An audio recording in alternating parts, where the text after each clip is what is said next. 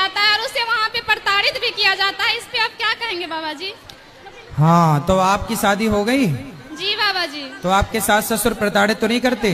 जी बाबा जी करते हैं और छोड़ भी दिए बाबा जी, लेकिन मैं अच्छी नहीं लगी बाबा जी। मेरे पापा जो पैसा दिए थे वो उन लोगों को अच्छा लगा। कितना पैसा दिए थे आपके पिताजी? मेरे पापा जी 7 लाख रुपए दिए थे। तो 7 लाख ले लिया उन्होंने, फिर भी आपको नहीं रखा? जी नहीं बाबा जी। पति क्या करते थे? पति रेलवे में है जी।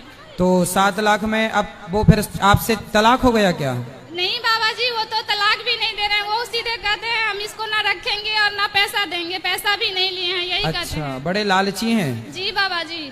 तो कितने साल से आप साथ में नहीं हो पति के? बाबा जी मेरी शादी 18 में हुई थी, 19 से मैं मम्मी पापा के यहाँ पे हूँ। 19 से ही आ गई? जी एक साल में आप आ गई माँ के घर, थोड़ा ससुराल में रहती ना? बाबा जी मैं रहती थी वहीं पे, लेकिन वो लोग रखते ही नहीं हैं। कैसे, उठा के बाहर कर देते हैं क्या? नहीं बाबा जी, कहते हैं ट्रेन में जाके कर जा, तुम्हारे बाप बेरोजगार है, नहीं रख सकते हैं तुम। अरे बाप बेरोजगार है अलग विषय है, पर तुम रहती ना बेटा। 2 बातें बर्दाश्त करना पड़ता है, घर में भी रह के कौन सा वहाँ पे काम ठीक चल रहा बाबा है। जी सभी बातें सुन के ही रहती थी, फिर भी नहीं दहेज मांगना तो बहुत बड़ा अपराध है, मांगना नहीं चाहिए। मैं कथा में सुनाऊंगा ये सब बातें कि दहेज मांगना कितना गलत है। तो मैं बिहार में कुछ ज्यादा ही दहेज परंपरा है। जी बाबा जी, फिर मैं आपका सत्संग सुनने लगी, लेकिन अभी पढ़ाई कर रही हूँ। एक काम करना, तुम अपने पति को मेरे पास ले आना। पति को आपके पास बाबा जी? हाँ, मेरे पास ले आना, मैं समझाऊंगा। आप ही बुला लो बाबा जी, मैं तो बोल बोल के थक गई। फोन ब्लॉक कर देते हैं, सब जगह से मैं थक गई।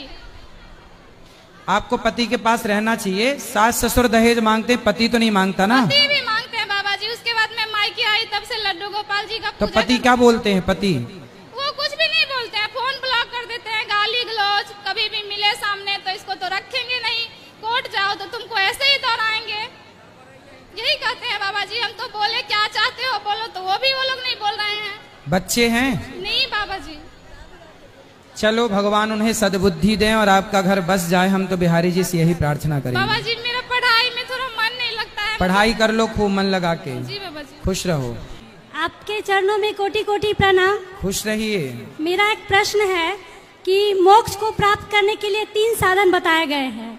हाँ। एक ज्ञान मार्ग, दूसरा कर्म मार्ग और तीसरा भक्ति मार्ग। ठीक इन है। तीनों में हमें कौन सा मार्ग अपनाना चाहिए जो मोक्ष की प्राप्ति हो सके?